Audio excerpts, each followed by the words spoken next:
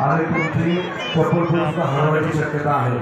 त्यामुळे तुमचं कुठलंही नुकसान होऊ नये, तुमचा वेळ वाया जाऊ नये म्हणून आम्ही तुमच्यासाठी ते करत आहोत। तुम्ही पण आम्हाला सहकार्य करा। देखावा बघायला आलेल्या नागरिकांना विनंती आहे, आपण चप्पल बूट नाही काढले तरी चालणार आहे।